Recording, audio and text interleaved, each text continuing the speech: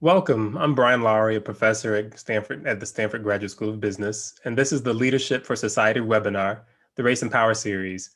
Today I'm talking about race and education, and I'm speaking with Dr. Drake, Dr. Michael Drake, the 21st president of the University of California system. He oversees the 10 campuses, which include Berkeley, UCLA, Santa Cruz, and others, 5 medical centers, 3 nationally affiliated labs, and oversees about 280,000 students.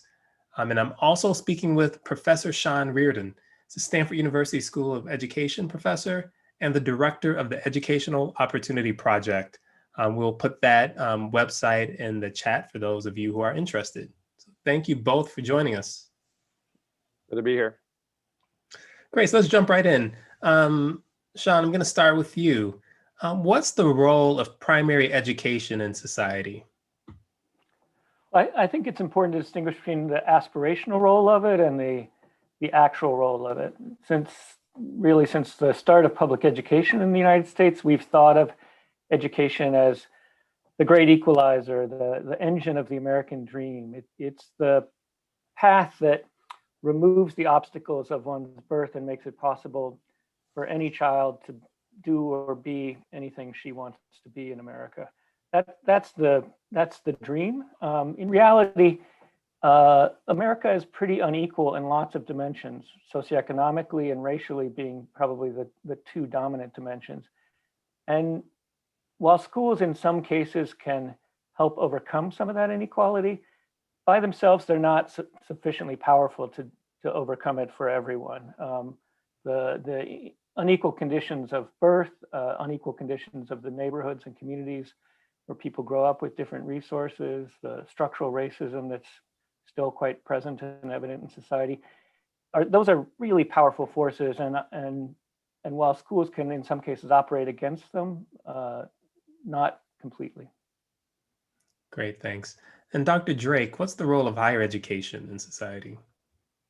Well, I think I'd agree with Professor Reardon broadly. There's an aspirational role, and then there's the role that we actually see played out. And, you know, we live in a multi-textured country, and higher education kind of being further down the line in the educational pathway is an opportunity, yes, for many, but it also is hampered by all of the pathways, all the things that happen between at least birth and 18 that would tend to increase or decrease one's likelihood or one's chance of being there. One of my colleagues years ago was talking about all the things that we did in higher education to try to determine admission status, particularly at selective universities. And one of the things you said is that, you know, if you want to, you could look at all of your criteria, or you could look at parental income at age 5, and that would be a pretty good measure for how how air quotes qualified one is going to be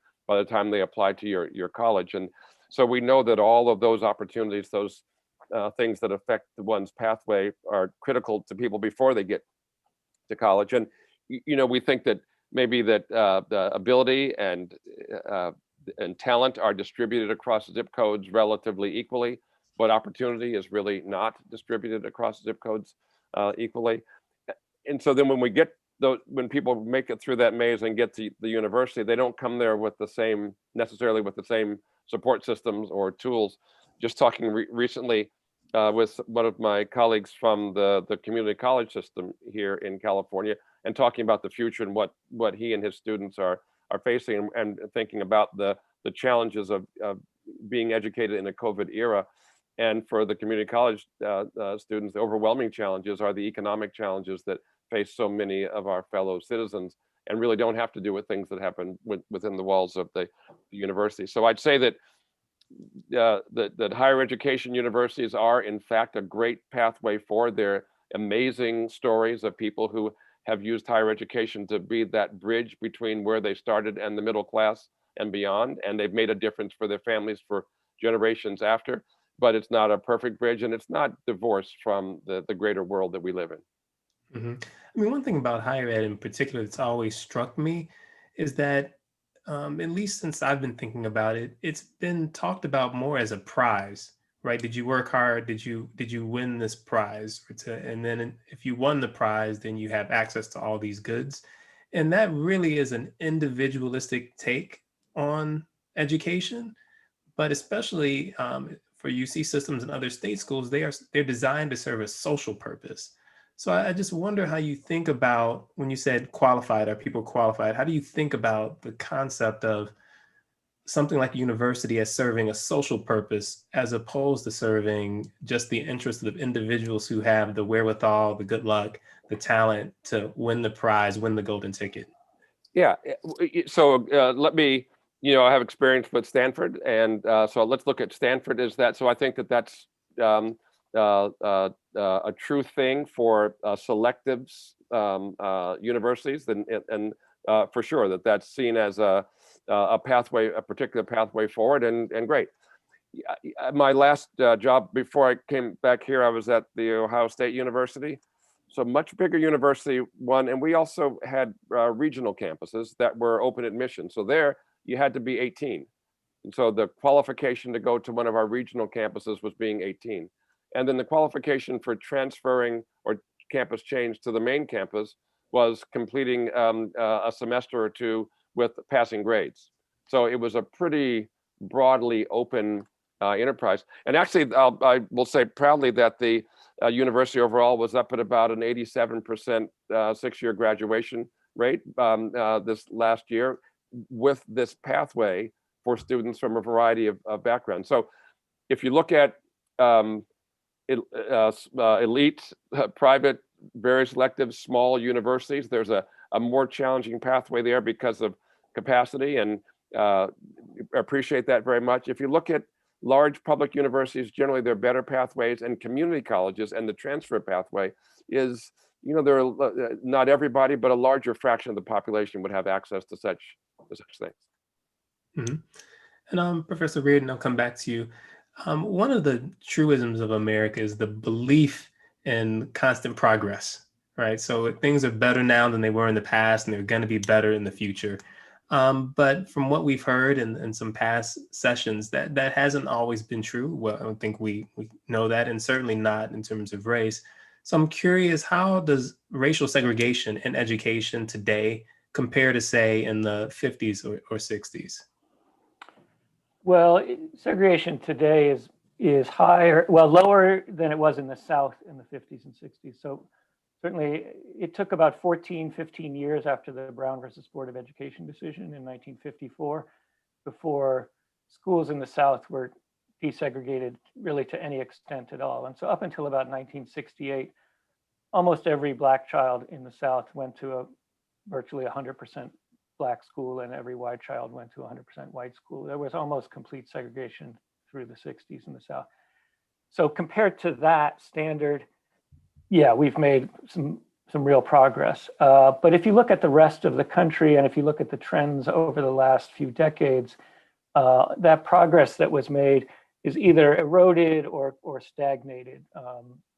In parts of the country, we're more segregated today than we were in the 70s, for example, even sort of after the desegregation era. So there was a moment where there was some real progress made on the segregation front. And along with that came some real improvements in educational opportunities for African-American children in the South. Rucker Johnson at UC Berkeley, one of your star faculties in public policy there, has written a great book about Children of the Dream, it's called. It's about the successes of the desegregation in the South and what that meant in expanding opportunities for African-American children in that era. But that sort of progress has been lost, and we still have very segregated schools that are really quite unequal. Mm-hmm.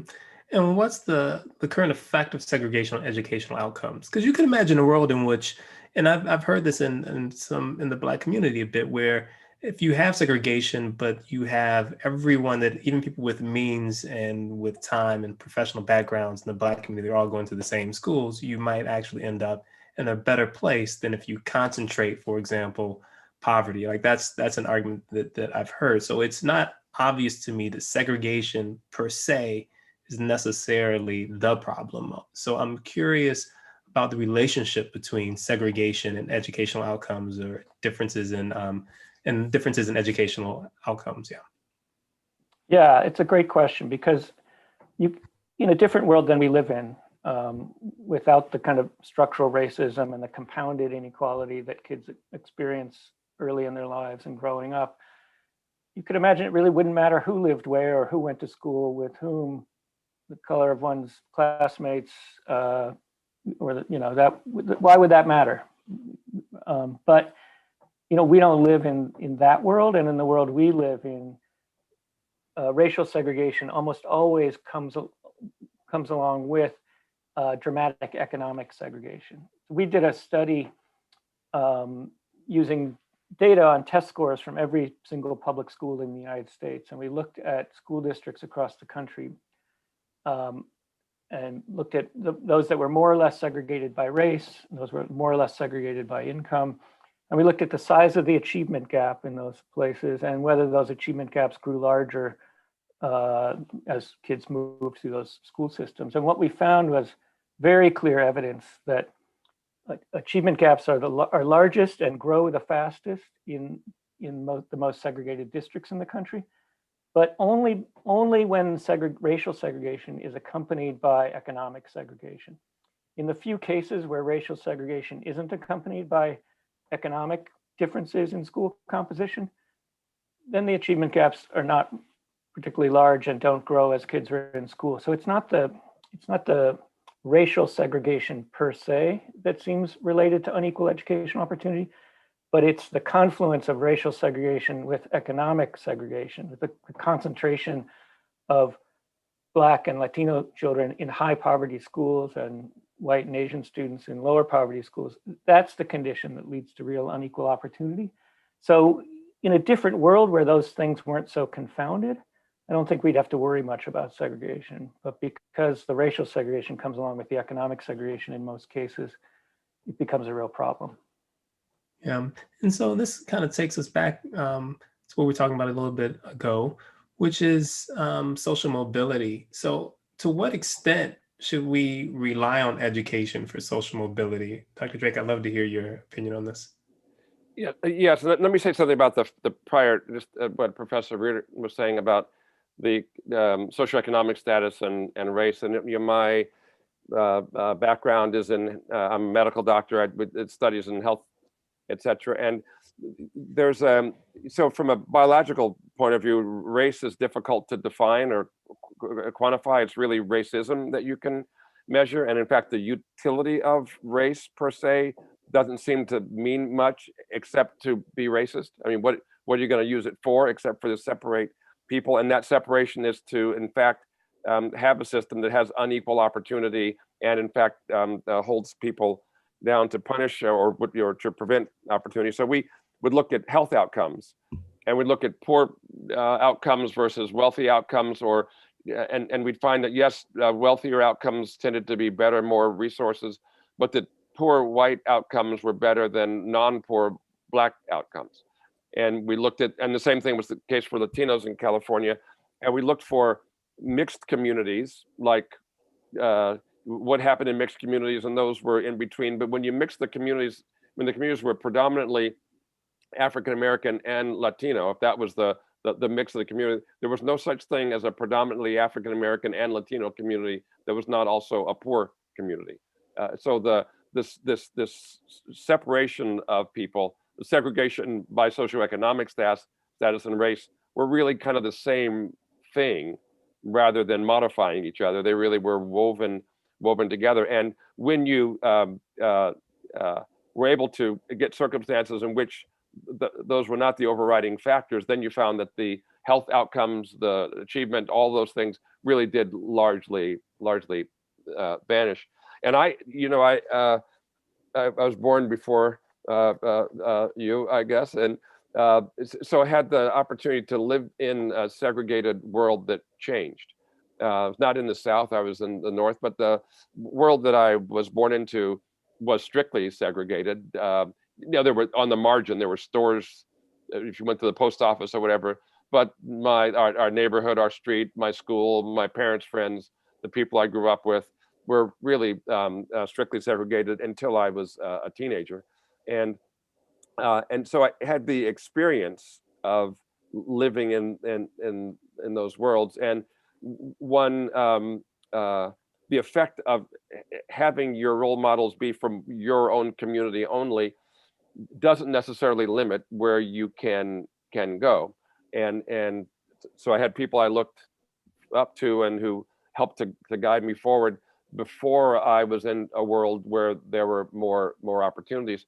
When I did enter a world, though, where there were even more opportunities, so things that people who were my role models had just simply never done, that was an eye opener, I think, for me. That the world was the wide angle view was actually even wider than one thought, and I think that so you can see everything you can see, and it can be tremendous, but there's actually more than that, and you see that more when more people are coming together. So let's see if I remember your question, which is social mobility and education. You know, we look very much, one of the things we measure at our universities is the social mobility, and the concept that we can have broad access. I speak in many times of access, affordability, and excellence as things we like to see celebrated by our universities. And with access, we like people to come together and then be able to exhibit that they can move forward and have social mobility. So I'll use the University of California specifically.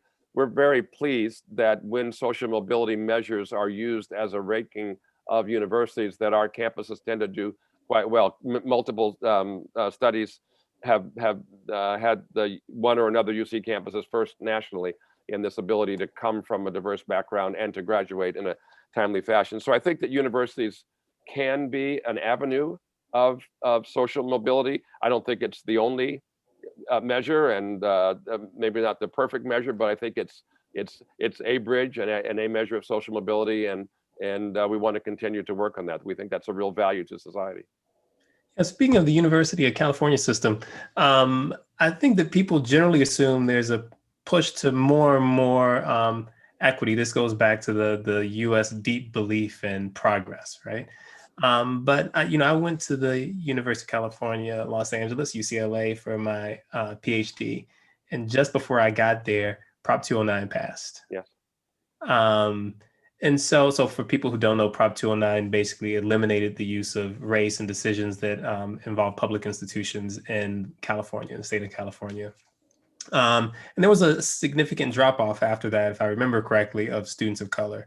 And then recently, this year, actually, there was a proposition on the ballot to repeal Prop 209.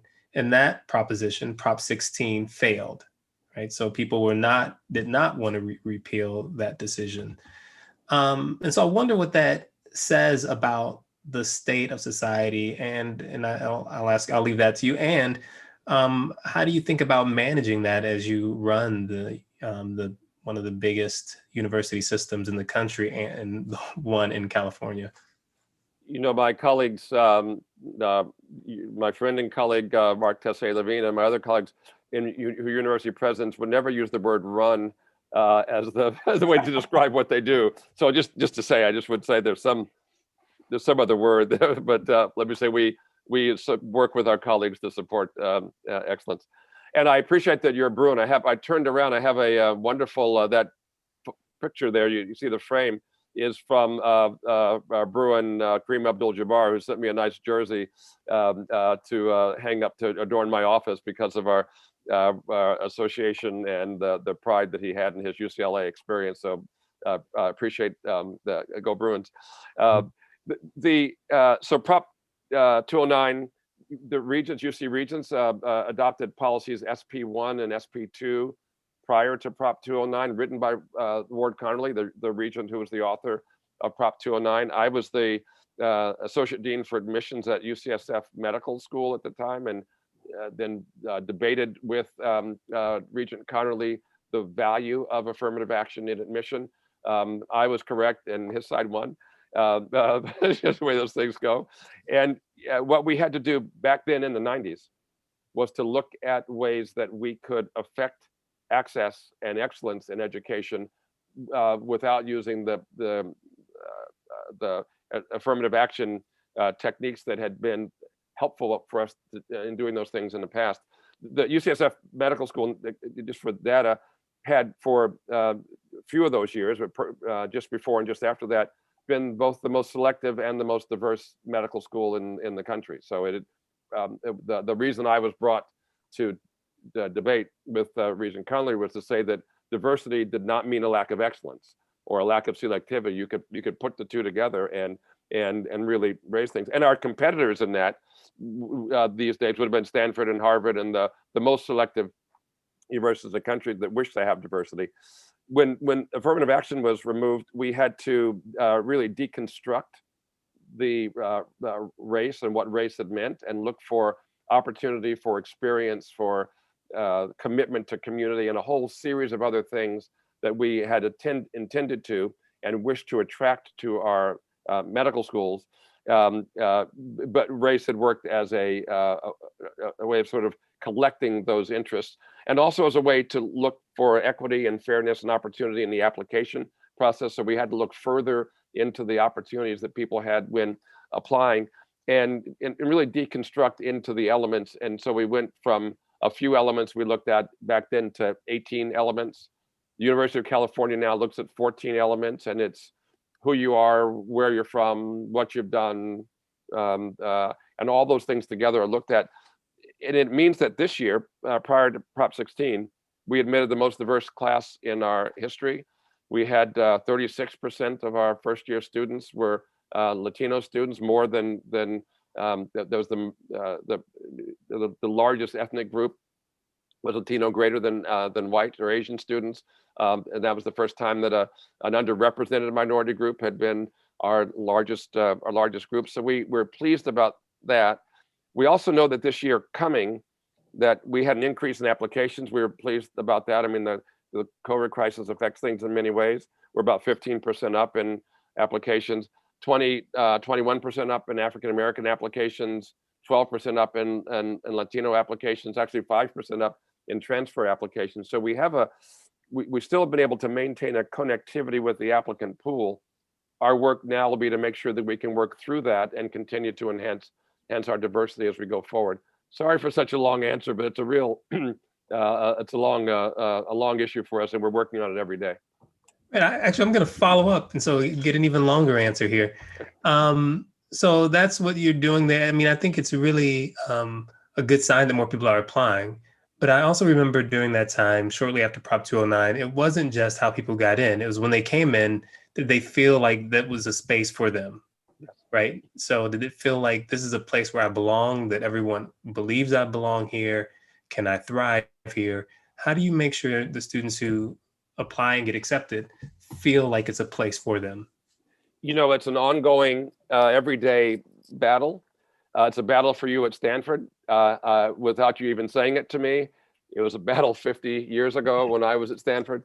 So it's hard to not internalize that which you hear all the time, and to not, the stereotype threat sort of focus of thinking, again, Stanford connected. It's hard to not have some level of imposter syndrome for many of us in so many ways. And when you are in a part of an underrepresented group at places like the ones we're speaking of, that I don't know that anyone can fully divorce themselves from that. And we just have to continue working every day on doing everything we can to illustrate to students that, in fact, they're not only do they belong there, that it is their university and they're the reason that we're here. And but I think that's ongoing work, because the greater world does so much to tell us that that's not true. Mm-hmm. So I'm gonna turn to you, Professor Reardon.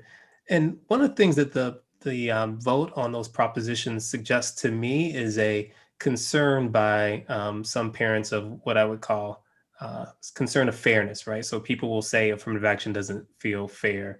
And a lot of that, I think, is driven by a sense that people should have choice, that choice should be unhindered. And if you put your finger on a scale, that somehow that is unfair. And so there's difficulty in understanding structural inherent unfairness, meaning that there's right now in this country, for example, there is the wealth gap between the average Black family and average white family is about 10 times. That is, the white family has about 10 times more wealth than the Black family. So it's not as if things are equal to begin with. But because we place so much emphasis on the individual choice, there's this sense of the system intervening is unfair. So I'm wondering, how do you think about school choice in the U.S.? Is that creating more inequities? Is that a route, more choice? Is that a route to reducing inequities? How do you think about school choice or educational choice? Yeah, it's a good question. I would say two things. One is even the framework of sort of thinking about school choice and individual choice sort of presupposes that we think of education as a private good rather than a public good. So if you think of it as a private good, then you think, well, every family is going to try to do the best by their kid, and we should make that possible. And what one person chooses is all about them and their choice, and we don't have to sort of think about what other people, or how that impacts other people.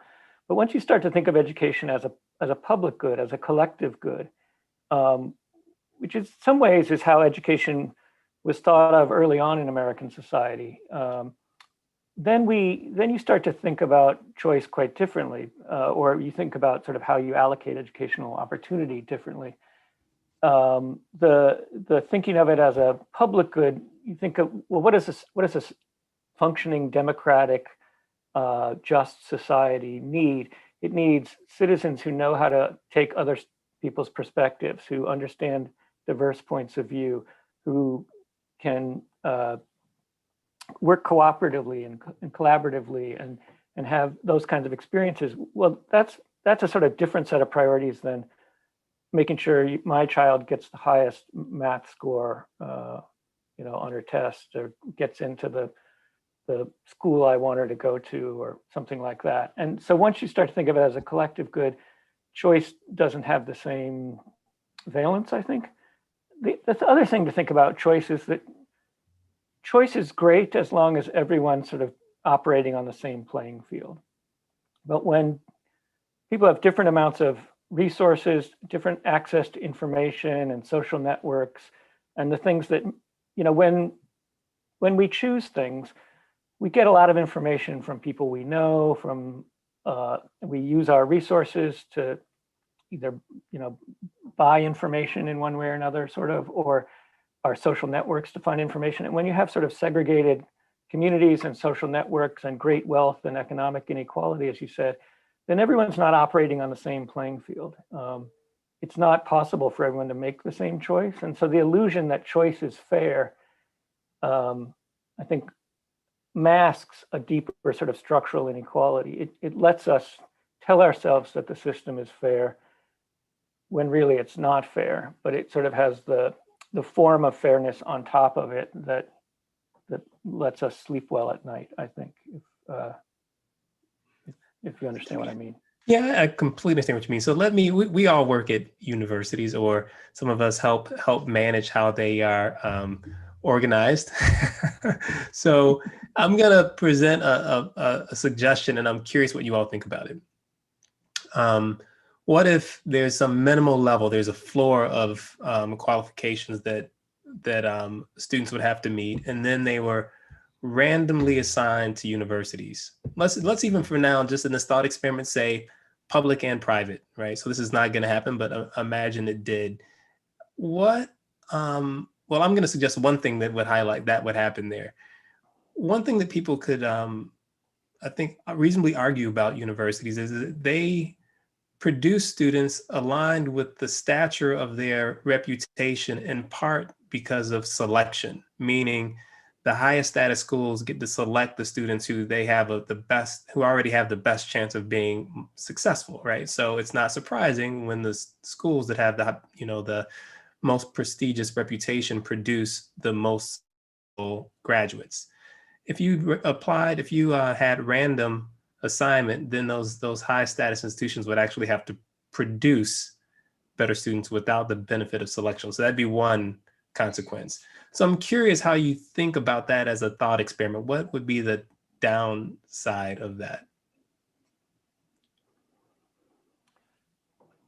Well, I would say one downside is you're starting too late. Why wait until college to undertake that enterprise? You've sort of baked in 18 years of structural and social inequality, and it's hard to imagine that colleges could undo that in 4 years. And I don't think you'd end up with equal social mobility if you only did that at the college stage. So you might not be ambitious enough, Brian.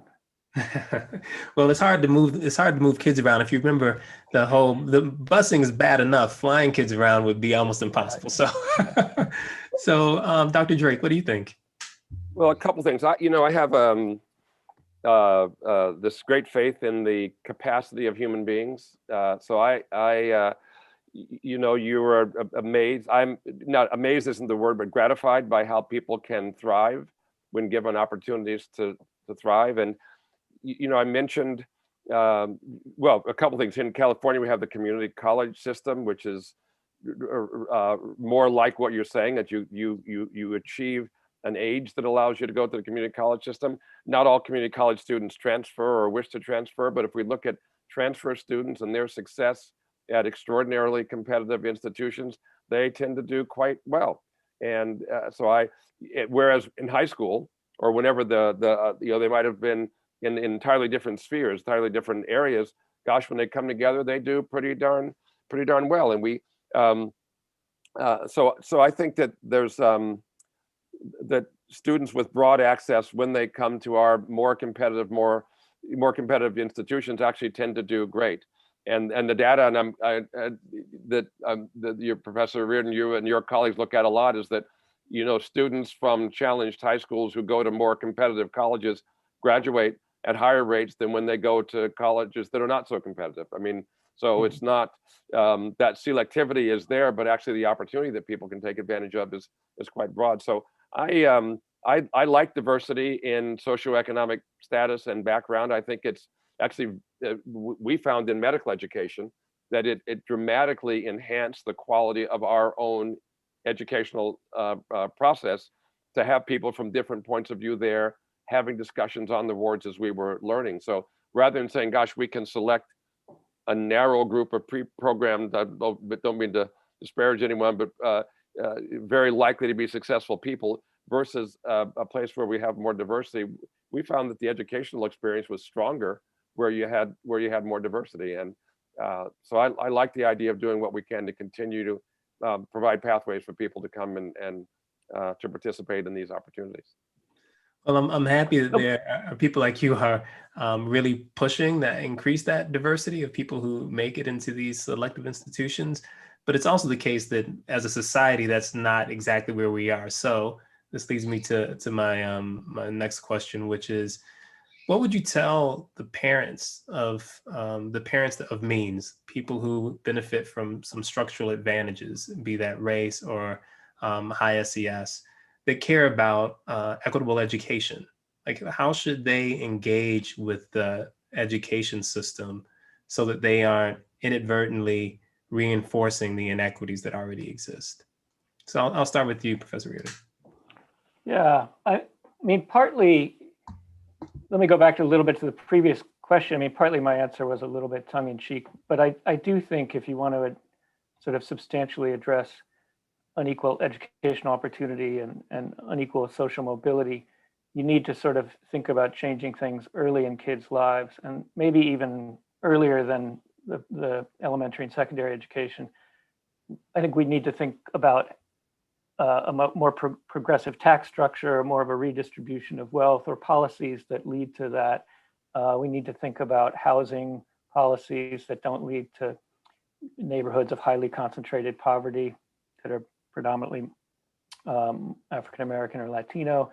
We need to sort of think, it's a big problem, and I think education is one lever in the solution, but education isn't sufficient to do it. And I think you sort of have to think of a many-pronged approach to it that has to sort of start early in kids' lives. I think and I think that's sort of what you need, part of what you need to tell people, or what we need to sort of think about a conversation about. And partly it goes back to the public versus private good. If you sort of think about the role of education is for my kid to get ahead, for my kid to come out at the top of her class, so she can get into the top selective school and then go on to the, you know, a lucrative career or whatever, then people are gonna feel like they're giving something up if you start to change the structure of the system. But if we change the conversation to think about, you know, how do we have kids grow up to be kind of healthy, respectful, cooperative, collegial members of a functioning democratic society? I add the word functioning because it's important these days, I think. You know, then I think people can start to see the value in diversity and the value of schools that aren't so sort of stratified by class and therefore by race. So I don't think there's a sort of easy fix, and I think it's a thing that we've got to do at many levels of social policy, education included, but not alone. May I answer? I just want to answer to agree. I think that's just I would agree with everything. It's one prong and not everything, and we have to do all we can to support people from birth, from 18 months, from the beginning of their lives, to have these opportunities moving forward. And so I think that's critically important. I was going to say one thing. You didn't ask me, Professor Lowery. You're the moderator, and I'm talking, so I apologize. But you know, we talked about this a little bit before. The difference between race and racism, and so I'd say being non-racist is a good thing, but it's not the same as being anti-racist. And being non-racist is to say, well, gosh, things are tipped, and I'm not going to tip them anymore. I'm just going to flow the way it goes, and here we are. But that leaves you with a racist system. And I think what we need to do is to say, gosh, things are tipped. How are they tipped? I think we want to do what we can to maximize the opportunity for anyone to have to reach their human potential. What can we do to untip? What can we do to give more people a chance to reach their human potential? And that's a challenge. Particularly if you're advantaged by the tipping and don't see it. I'm a cyclist, and I know that sometime I'm riding and I just say, gosh, I sure am in great shape. And then I look and see the wind's at my back, you know, and wasn't as good as I thought. And you have to really be hyper cognizant of those kinds of things if you're going to work against them. Yeah, I think this is that's a good point. I take that point. I think it's even harder though than recognizing that you might be benefiting from the advantages. Because when you think about, if I'm a parent, I mean, isn't it my job to care for my child? Isn't it my job to do the best I can for them? And if I have resources, shouldn't I be deploying those resources in ways that support their success? So this is what I'm trying to understand. What do you tell that parent when it says, like, the way education should be structured should depend on the attitudes, beliefs of the family. The family unit should be central, not the education system, right? That's just there to support the family. So it's my responsibility to do the best I can by my child. And I'm failing, in fact, in my duty if I don't find ways to support their success. What do you tell that parent? Let me give a short answer, and then I'll yield to my colleague. First, I think we all want our children to succeed to the best degree that they can, but I think we can also want the world to be the best place that it can be, and try to, and both can be the same. I mean, would I want my child to have a great income in a life of crime or something else like that? And the answer would be no. You know, I'd want my sons. I'm proud that they are engaged in, you know, lives that try to make the world better, and that they're able to be successful at that. And that's, so I think you can, and I think we should, and I applaud people who do both. We want to support our families, but also support our communities, and then our communities can support our families, and our families can support our communities, and you know, that's the virtuous circle that I think I'd like for us to be in. Yeah, I would just echo that. I think certainly families care about their kids and should and always will, but they should also care about society. If the ship goes down, it sort of doesn't matter how well your kids are doing. We're all going under. So I think the balance between sort of how much we think of education, I'm going to come back into this sort of private versus public good, how much we think of the private ends of it versus how much we think of the collective ends of it is out of balance today. It doesn't mean we don't care about our own kids at all and we only care about the collective. That's not what I'm saying. But I think there's an imbalance in it that needs to be rectified, and that can be changed through social policy. It can be changed through thinking about how you change norms and attitudes and a different kind of conversation. And I think the country started to have some of that conversation around structural racism in last summer in a way that it hasn't in a while. But there's a lot of other stuff going on too that I'm worried is going to overshadow that conversation. So I hope we can keep having it. And you said something like the ship goes down, we're all going down with it. Speaking of that, I can't let you either of you go without asking you about COVID. So what is your prediction of the consequence of the pandemic in terms of educational outcomes? Obviously there's a lot of concern, and at universities, lots of concern. Many students aren't on campuses, and when they are on campuses, there's a lot of restriction. So I'm curious what you both think about the post-COVID world in terms of education. Dr. Drake, why don't you go first? Yeah. So first, I mean, the COVID has really been it's been a horrific challenge for the world in so many ways, and I had another colleague lost a parent to this. I wrote a note about this yesterday, that it's something that really touches families all across the country and all around the world. And when has there been something that all of us know has affected the lives of everybody we're dealing with, no matter who they are, like this? But it's really been horrific. I'm concerned about our university community, and we work every day on trying to keep things moving forward. I'm actually a little more concerned about the K through 12 world and kids in that really precious time of development losing years. And my goodness, certain parents are able to have homeschooling equivalent Zooming pretty darn well. Others, it's impossible, and so kids are falling a year behind. And can they catch up on what that's going to be? So I think we'll have a real national reckoning, and what we'll need to do to try to regain the time lost by students in the very unequal. We talk about the disparities and about unequal opportunity. What a magnifier of inequality this has been, particularly for younger people. And I think as a country, we have to really focus our time and attention to bring us all together to get that ship to shore. Yeah, I would agree entirely. I think thinking of COVID as a magnifier of inequality, Dr. Drake, I think is exactly the right phrase.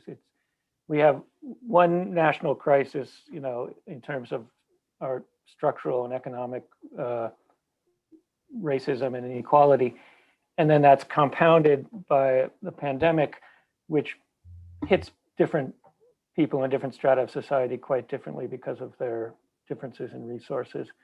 If you think of families as kids, schools, well, the economic resources of families are so dramatically different compared to the economic differences among schools. I mean, schools differ among communities, but they don't differ in the same magnitude as family resources differ. So schools can be more of an equalizing force, even if they're not completely equalizing. They sort of moderate some of the unequal resources that families have. But when everyone's schooling at home, then family resources, just in terms of space and stress levels because of economic crises, are really quite different. And I think that's going to mean kids are going to suffer very differentially. I think everyone's going to suffer in different ways, but I think it's going to fall much more strongly on kids whose families don't have those resources. Well, thanks for that. I think we're all nervous, but hopeful that we can come out of this and actually start to address some of the serious issues around education and the broader inequities in our society. Thanks to both of you for taking the time to talk with us. I really appreciate it. If you hold on just a moment, I'd love to have a little bit more conversation with you. For everyone else, thanks so much for joining. Remember to check out Professor Reardon's Educational Opportunity Project website. Really interesting, important data up there for people who are interested in education and disparities in education. And I believe there's new data coming out soon. So please check out that website. If you like this program, please share our podcast with your friends. You can find it anywhere you download your podcast. And next week, we'll talk about urban design. We'll talk about race and power in spaces. Have a great week. Thanks so much for joining.